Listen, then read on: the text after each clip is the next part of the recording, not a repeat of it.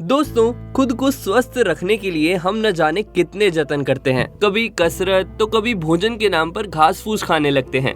लेकिन क्या आप जानते हैं, कुछ नियमों का पालन कर हम खुद को बीमारियों से दूर रख सकते हैं। दरअसल हमारे सनातन धर्म में भोजन से जुड़े कुछ नियमों के बारे में बताया गया है, जिनका अगर पालन किया जाए तो व्यक्ति के जीवन में कभी भी कोई रोग और शोक नहीं होता। तो आखिर क्या है सनातन धर्म के अनुसार भोजन करने का उचित समय? आइए जानते हैं। नमस्कार दोस्तों, स्वागत है आप सभी का हमारे चैनल प्रभु दर्शन पर। चलिए शुरू करते हैं इस वीडियो को बिना किसी देरी के। सबसे पहले बता दूं कि हमारे धर्म शास्त्रों में भोजन की सात्विकता को सबसे महत्वपूर्ण माना गया है। भोजन तो शुद्ध होना ही चाहिए, लेकिन उससे भी ज्यादा शुद्ध जल और वायु का होना है। अगर ये तीनों चीजें शुद्ध हैं तो व्यक्ति दीर्घायु होता है। हिंदू धर्म के शास्त्रों के अनुसार भोजन बनाने वाले को रसोई में जाने से पहले स्नान करना चाहिए और फिर सबसे पहले 3 रोटियां गाय, कुत्ते और कोए के लिए अलग रख देनी चाहिए, जिसके बाद घर के सदस्यों के लिए रोटियां बनानी चाहिए। दोस्तों, हिंदू धर्म में नीचे बैठकर और परिवार के सभी सदस्यों के साथ भोजन करने का नियम है। दरअसल ऐसी मान्यता है कि अगर आप जमीन पर बैठकर भोजन करते हैं तो इसका शरीर पर सकारात्मक प्रभाव होता है। जब हमारा शरीर सीधा पृथ्वी के संपर्क में आता है तब पृथ्वी की तरंगे पैरों की उंगलियों से होकर हमारे पूरे शरीर में फैल जाती हैं। ये तरंगे आपके भोजन के साथ आपके शरीर को सकारात्मक ऊर्जा प्रदान करती हैं। वहीं सभी लोगों के साथ बैठकर भोजन करने से परिवार में प्रेम और एकता कायम रहती है। शास्त्रों में इस बात का उल्लेख भी मिलता है कि व्यक्ति जब भी भोजन करने बैठे तो उससे पहले 5 अंगों, 2 हाथ, 2 पैर और मुख को अच्छी तरह से धो ले। इसके बाद भोजन मंत्र का उच्चारण जरूर करना चाहिए। ऐसी मान्यता है कि भोजन मंत्र के उच्चारण से भोजन में आने वाली कोई भी नकारात्मकता नष्ट हो जाती है। मंत्र का उच्चारण करने के बाद व्यक्ति को भोजन का कुछ हिस्सा पितरों के लिए निकाल कर रख देना चाहिए। ऐसा माना जाता है कि ऐसा करने से पितर प्रसन्न होते हैं और उनकी कृपा हमेशा बनी रहती है, जिसके कारण हम कभी भी बीमार नहीं पड़ते हैं।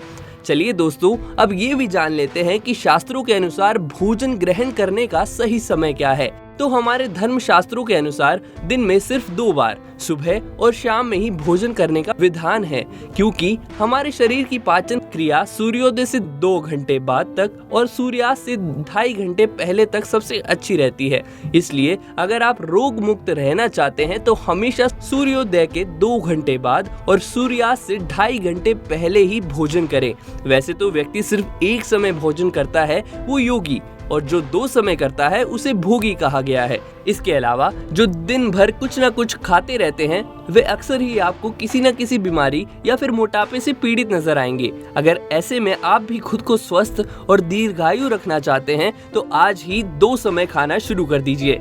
वैसे हमारे धर्म शास्त्रों में भोजन की दिशा को भी काफी महत्वपूर्ण माना गया है और वास्तु शास्त्र के अनुसार भोजन पूर्व और उत्तर की ओर मुंह करके ही करना चाहिए, क्योंकि दक्षिण दिशा की ओर किया गया हुआ भोजन प्रेत को प्राप्त होता है। वहीं पश्चिम दिशा की ओर मुंह करके खाए गए भोजन से शरीर में बीमारियों की वृद्धि होती है।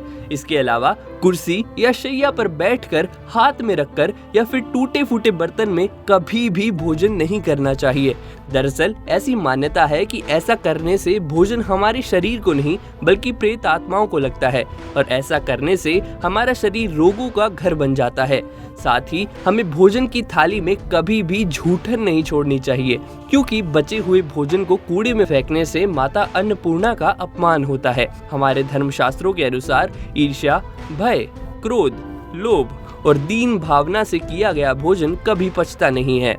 इसलिए इन सभी भावनाओं से दूर होकर ही हमें भोजन खाना चाहिए। इसके साथ ही शास्त्रों में भोजन से जुड़ी एक और बात बताई गई है, जो यह है कि भोजन की थाली में कभी भी एक साथ 3 रोटियां नहीं रखनी चाहिए। दरअसल ज्योतिष शास्त्रों के अनुसार 3 अंक को काफी ज्यादा अशुभ माना गया है, इसलिए भोजन करते समय भी 3 रोटियां एक साथ कभी नहीं परोसनी चाहिए, क्योंकि ऐसा करने से भोजन करने वाले पर संकट आ सकता है। तो दोस्तों, ये थे भोजन से जुड़े कुछ नियम।